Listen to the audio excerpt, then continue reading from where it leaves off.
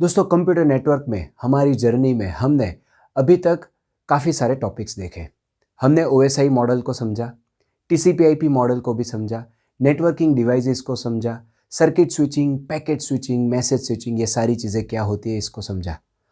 दोस्तों आज हम इसके साथ रिलेटेड क्वेश्चंस को सॉल्व करने जा रहे हैं।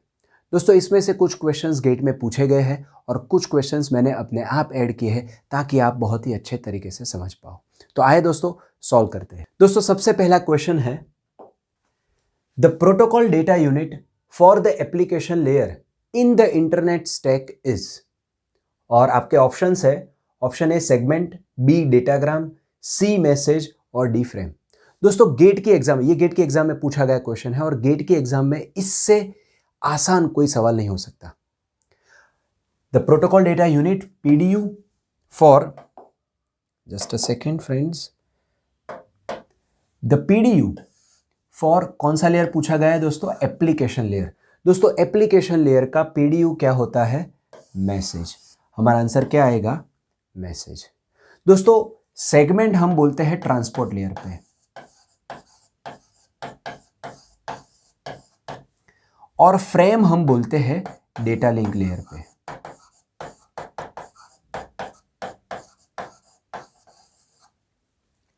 दोस्तों ये जो डेटाग्राम है, थोड़ा डिटेल में इसका जाना होगा।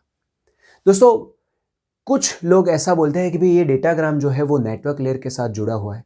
कुछ स्टूडेंट ऐसा समझते हैं कि ये डेटाग्राम, क्योंकि UDP जो है, UDP ये जो प्रोटोकॉल है ट्रांसपोर्ट लेयर का, ये जो UDP प्रोटोकॉल है इसका नाम है यूजर डेटाग्राम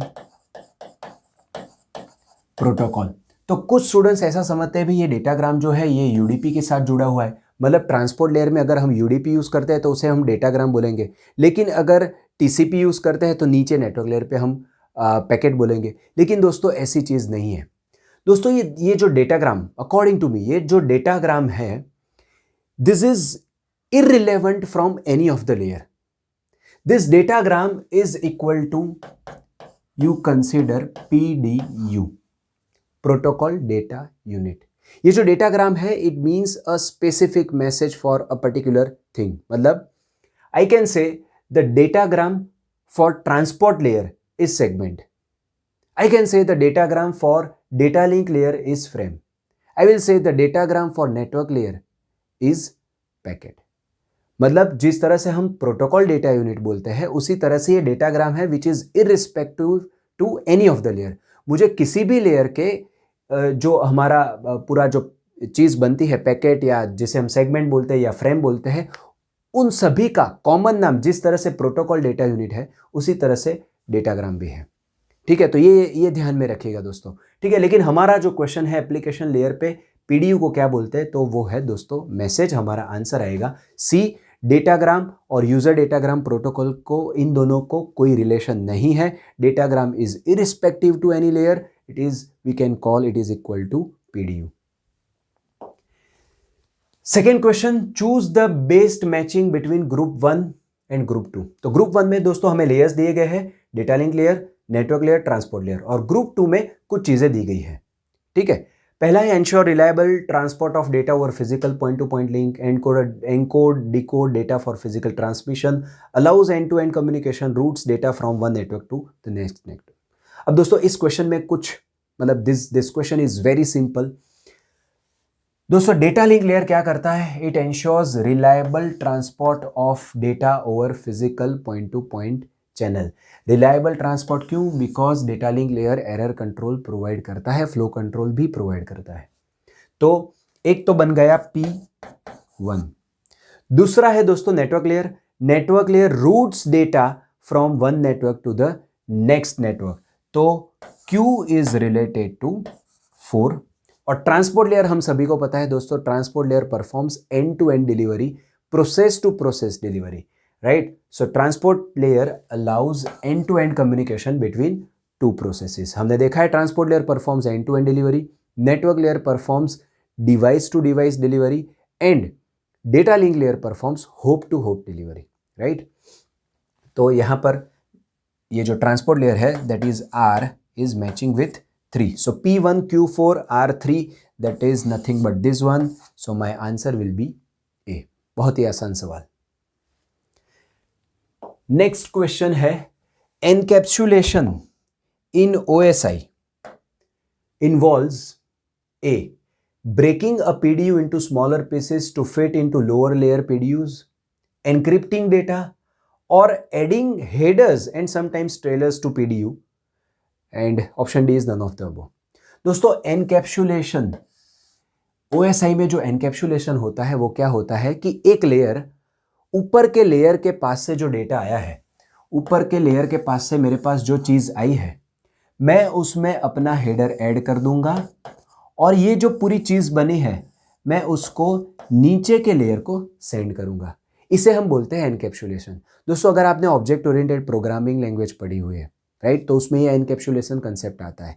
एनकैप्सुलेशन क्लास में एनकैप्सुलेशन किसे बोलते हैं कि भाई एक ही कंटेंट में हम क्लास की मेथड्स को भी डिक्लेयर करते हैं, उसके वेरिएबल्स को भी डिक्लेयर करते हैं और वहाँ पर रखते हैं। So that is encapsulation. तो वही चीज़ है दोस्तों, यहाँ पर भी हर एक लेयर क्या करता है, ऊपर वाले लेयर के पास से जो चीज़ आती है, जो डेटाग्राम आता है, ठीक है, उसके आगे अपना हेडर ऐड करता है and sometimes data link layer trailer भी ऐड करता है, इसलिए यहाँ पर वो लिखा हुआ है। तो दोस्तों करेक्ट आंसर है आंसर सी।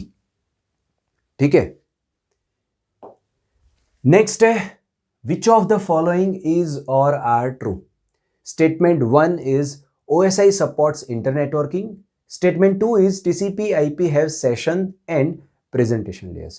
दोस्तों ये भी बहुत ही आसान क्वेश्चन है। दोस्तों first statement, obviously the first statement is true because OSI जो बनाया है वो इंटर नेटवर्किंग के लिए ही तो बनाया गया है। मेरी दो सिस्टम या दो से ज़्यादा सिस्टम एक दूसरे के साथ बात कर पाए, इंटर नेटवर्किंग कर पाए, इसीलिए OSI बना हुआ है, right? So OSI supports internetworking, so the first statement is true.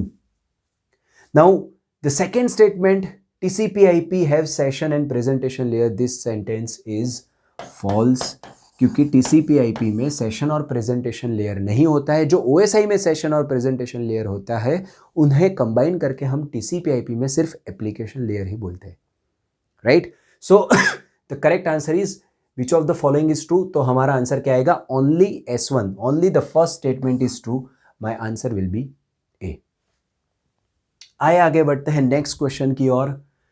मेरा नेक्स्ट क्वेश्चन है, an advantage of the switch over hub is. मतलब हमने स्विच और हब ये दोनों ही चीजें देखी हुई है। दोस्तों हब क्या करता है?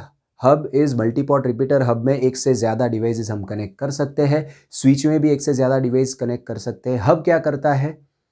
एक पोर्ट से जो डेटा आता है उसको बाकी के सारे पोर्ट पे फ्लड करता है, जबकि स्विच ये नहीं करता है। ठीक है, तो आए ऑप्शंस देखें। Advantage of switch over hub is option A, connects multiple devices, B, segments by MAC address, C, both A and B, and D, none of the above. अब दोस्तों पहला जो ऑप्शन है, कनेक्ट्स मल्टीपल डिवाइसेस, हब भी multiple device connect करता है, switch भी multiple device करता है। So this is not an advantage of switch over hub, right? So option A गलत हो गया। Whereas the option B is correct. Yes, it segments by MAC address, and that is the advantage of switch over hub, because hub क्या करता है? hub MAC address को देखता नहीं है, सभी पोर्ट पे फ्लड करता है, जबकि स्विच MAC address रीड करता है, डेस्टिनेशन MAC address, और अपने टेबल में, फॉरवर्डिंग टेबल में जाकर के उसको रूट करता है, right? And that is the advantage of switch over hub. So my correct answer would be option B, right? Next question है, assume that source S and destination D are connected through two intermediate routers, router R1 and R2. Determine how many times each packet has to visit the network layer and data link layer during a transmission from source to destination. और हमारे option में network layer कितनी बार visit होता है और data link layer कितनी बार visit होता है, ये दिया गया है।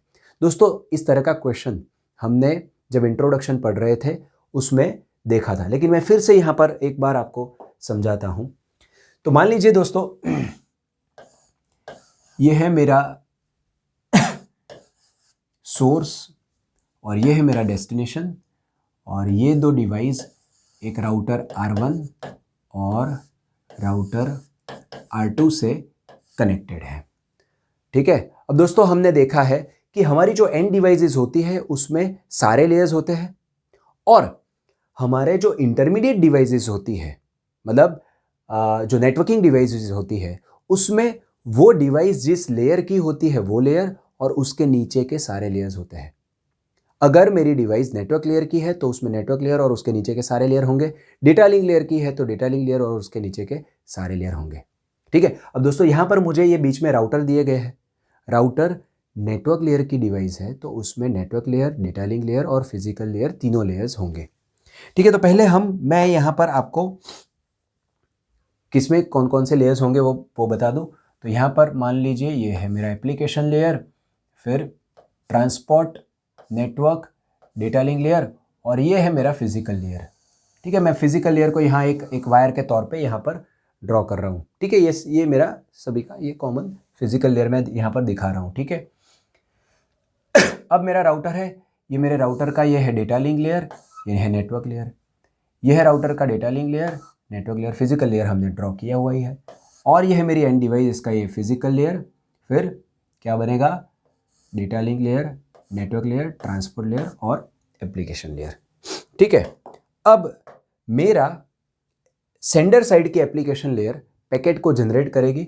मैं यहाँ पर चलो सभी लेयर्स के शॉर्ट फॉर्म लिख देता हूँ। ये है application, transport, network layer, data link layer, यह है फिजिकल लेयर, यह है इसका data link layer, network layer, data link layer, network layer, यह है physical layer, data link layer, network layer, transport layer, यह नेटवर्क लेयर और यह है एप्लीकेशन लेयर।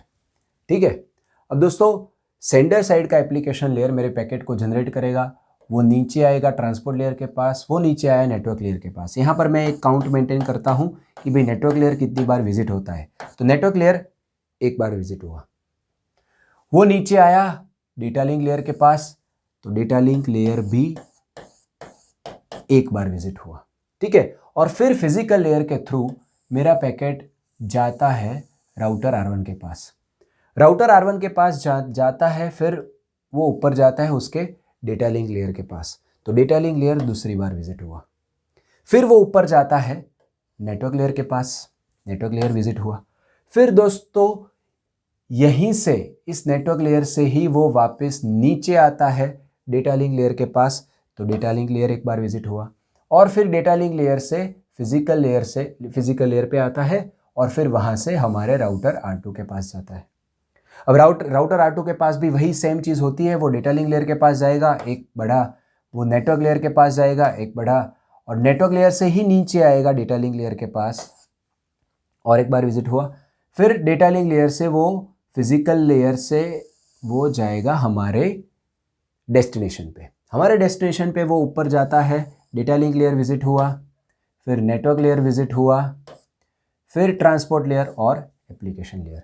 तो दोस्तों ये जो पूरी मेरी जर्नी है मेरे पैकेट की, इसमें डेटा लिंक लेयर कितनी बार विजिट हुआ, 6 बार, और नेटवर्क लेयर कितनी बार विजिट हुआ, 4 बार। तो हमारे ऑप्शन में क्या आएगा दोस्तों, नेटवर्क लेयर 4 बार, डेटा लिंक लेयर 6 बार। So my answer will be answer C, network layer 4 बार, डेटा लिंक लेयर 6 बार।